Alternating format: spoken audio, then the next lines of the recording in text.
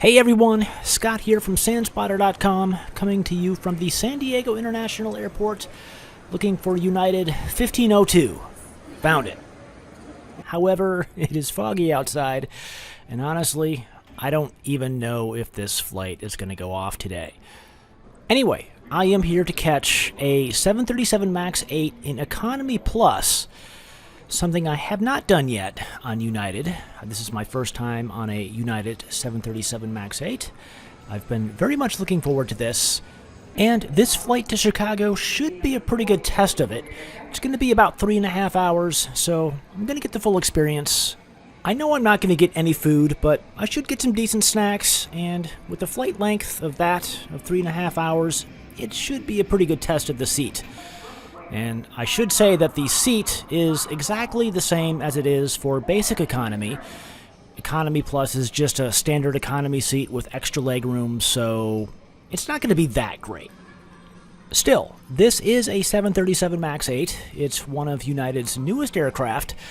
It's got their latest and greatest interior. The in-flight entertainment system is really good. The seats look great, and in general, the whole cabin looks great as well, which I will show you. But the question is, am I actually going to get out of here on time today?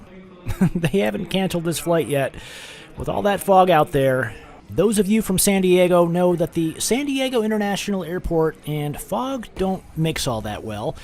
It's a single runway, and when there's fog and limited visibility, things get mussed up really quick. Anyway, they got the boarding process started 5 minutes early, which is surprising. I don't know. Maybe they were just anxious to get us out of here on time today. But, yeah, so this is it. This is the 737 MAX 8 Economy Plus seat. Excellent legroom. Very, very good. Can't complain about this at all. It's typical of an extra legroom seat on a domestic U.S. airline. There's that huge video screen I was talking about. Excellent UI with USB power ports underneath the video screen. And that's pretty much it. Got a seat pocket here with nothing fancy. And some electrical outlets down there beneath the seats. All in all, this is a very nice cabin, so much better than the old outgoing United interior. If you've flown a United 737-800 recently, one of the older generation 737s, you know exactly what I'm talking about. This is nice. It looks modern and clean. I love the fact that they put so much time and effort into the in-flight entertainment system, which I will show you in more detail later after we take off. But for now, the main issue, the issue that everyone is thinking about at this exact moment, is whether or not we're actually going to get out of here. The fog hasn't lifted at all, but surprisingly, we're getting pushed off the gate 5 minutes early still, and the captain hasn't even mentioned anything about a delay or a wait to take off, so I had no idea what was going on here.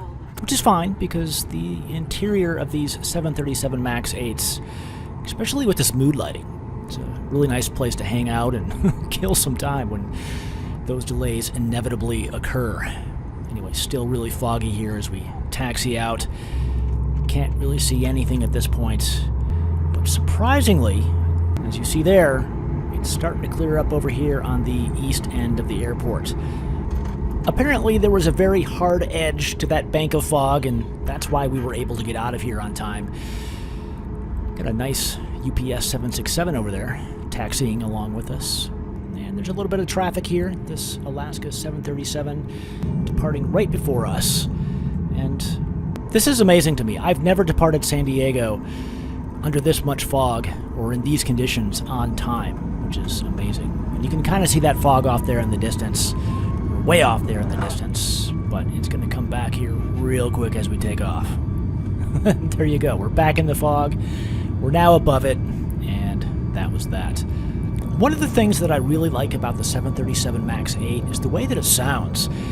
Especially on takeoff, it sounds nothing like the old 737s of any generation, especially the older generations.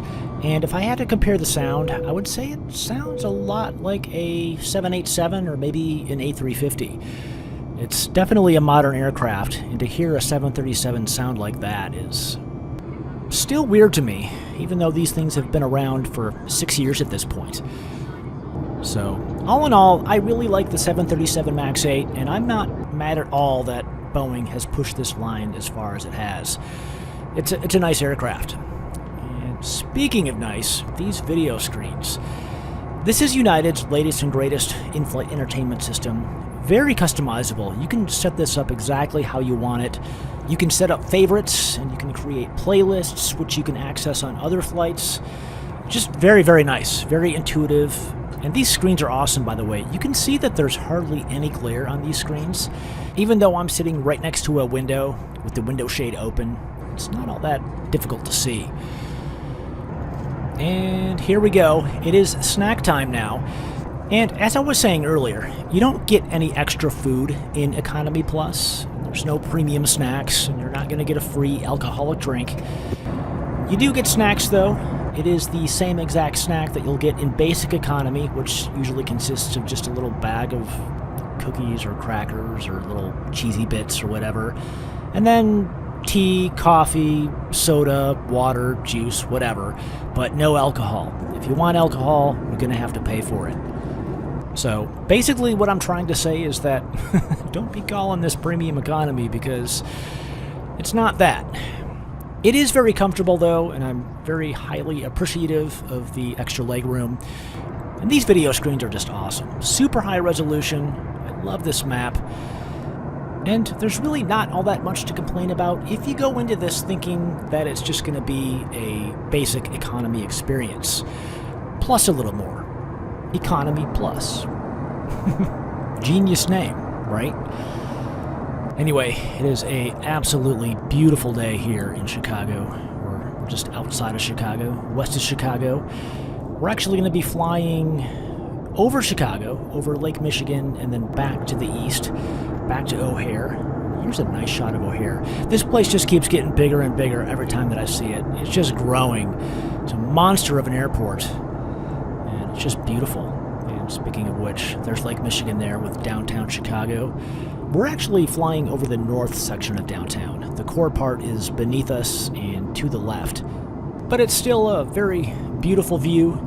And you can see everything coming back around now, heading to the west, straight towards O'Hare. And there's the Chicago skyline again. So we're setting up for a runway 28C arrival right now. This is one of O'Hare's east-west runways. And just about there. Welcome to Chicago. 3 hours and 30 minutes total flying time. Went by in a flash, and we're actually 10 minutes early at this point. However, our gate is still occupied, or it was still occupied, and we had to sit. I cut out that footage because nobody wanted to see that. We sat there for about 20 minutes. And through the magic of video editing, we have arrived. Thanks so much for watching. I really appreciate it. If you have any questions or comments, do leave them down below. I will get to them when I can. And yeah, I will catch you in the next one.